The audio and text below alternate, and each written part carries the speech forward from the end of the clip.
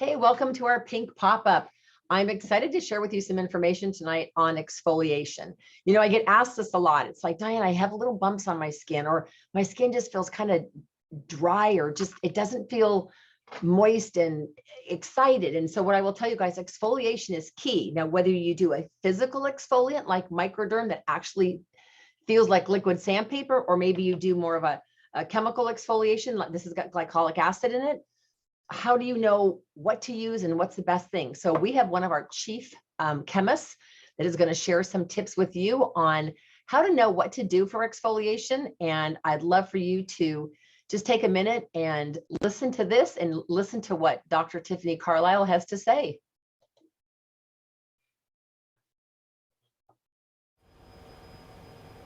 Hi, Dr. Carly. Do you mind if I ask you some questions about exfoliation? Sure, I'd love to answer them. Great. First, can you tell the audience a little bit about yourself? Of course, my name is Dr. Tiffany Carly, and I've worked here at Mary Kay R&D for 15 years. Right now, I'm an associate principal scientist on the skin and clinical research team in R&D. So I study basic skin biology to identify and develop new technologies that provide skincare benefits. Awesome. Now, what exactly is exfoliation? Right, so in terms of skincare, exfoliation is just the process of removing dead skin cells. So you can achieve this either with a physical exfoliant like a scrub, or by using a chemical exfoliant, which uses an acidic chemical like glycolic acid instead of granules to remove dead skin cells. So why is exfoliation so important? Well, the skin renews itself every 30 days or so, but sometimes the uppermost dead skin cells are not completely removed naturally. So exfoliation helps clear off these excess cells so that the new underlying skin cells can be revealed. Exfoliation helps smooth skin texture and may also prevent the development of dry, flaky skin. It can also help improve skin radiance, texture, and clarity, and also reduce the appearance of lines and wrinkles. How should I exfoliate in light of the rest of my skincare routine? Well, we recommend exfoliating only 2 to 3 times a week if your skin permits, and always exfoliate after you've cleansed to ensure that impurities are not scrubbed into the skin. After that, you can continue with the rest of your regimen, starting with your toner and finishing with your SPF. So why is applying the products in that order important?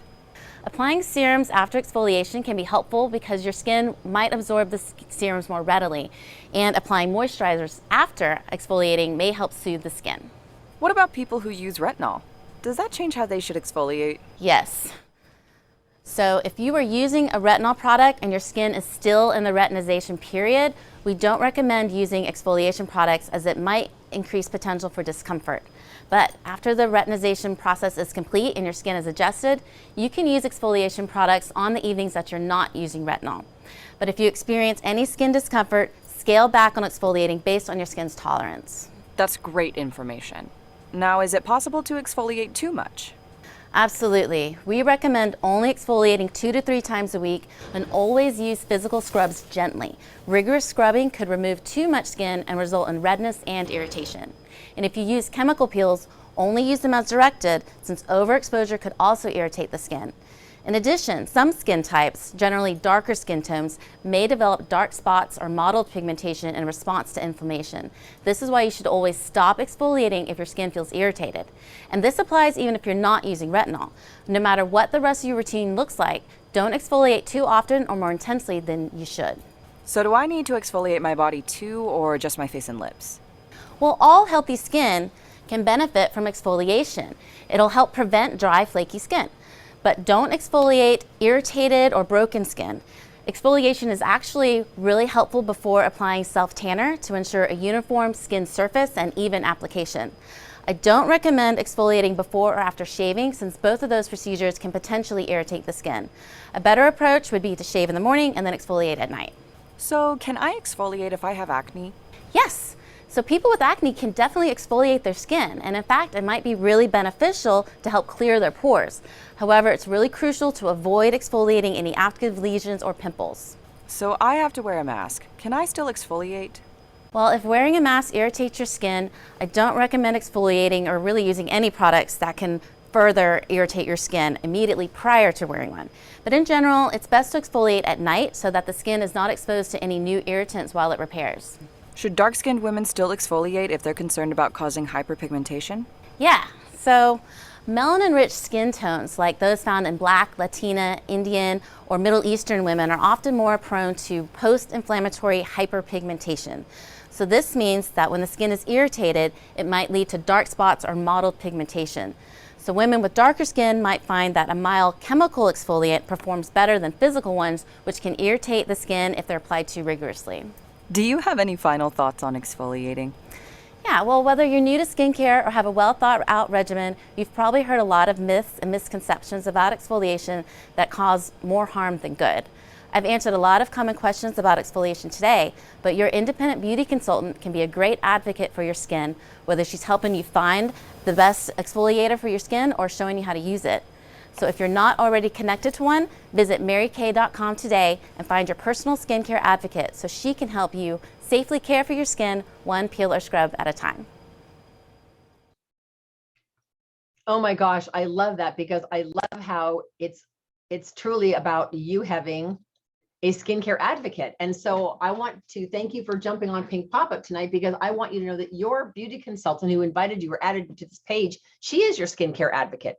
So let me give you guys a couple things. So first of all, microdermabrasion is a physical exfoliant. I call it liquid sandpaper because that's literally what it feels like. I do it in the shower because my face is already moist and steamy. I use very, very little because I have such sensitive skin. I put about the amount that's my little fingernail on my whole face. I just take that little bit and I put little dots of it while my face is dripping wet, and I very gently with my fingertips do upward, outward circular motion. And then I just take some shower water and just splash it on my face so that I know that I have no microdermabrasion left on my skin. And then when I get out of the shower, I can put the pore minimizer on, which will calm and soothe my skin. And then I immediately put my serum C. Remember, she talked about putting serums on first, right after an exfoliant, and then your moisturizer. So you wouldn't do your moisturizer and then the serum. It's always serum next, moisturizer last. Now, the other thing that I have to plug about the Radiance Peel is this can also be used on your face, throat, and neck. So if you've ever seen women who this is looking really good because they've taken care of this, and this down here looks like grandma. So I will tell you, if you can get in the habit when you use your glycolic Radiance Peel twice a week to do your whole face, but do your whole throat and neck all the way down to the top of your décolleté area, because the skin is quite thin. And when you can use this everywhere, what it does for your skin, oh my gosh, it will just help rebuild the cells and make that skin firmed and toned, which is exactly what you want. And when you're doing your neck, always go in an upward motion like this. And again, the Radiance Peel is a glycolic. So which one should you choose? It kind of depends. As a beauty consultant, of course, I have both in my shower. I tend to favor this, but sometimes I'd say probably twice a month, I just want a physical, I just feel like it makes my face feel cleaner, feel smoother. I go back to microderm. I also find it seasonal. I tend to do microderm a little bit more in the summer and the glycolic a little bit more in the winter. So it just depends on what you're going to love. But keep in mind, exfoliation is really important. It allows serums and anti-aging products to soak into your skin better. But you know that Dr. Carlisle mentioned that every 30 days, your skin gets a whole new set of surface skin.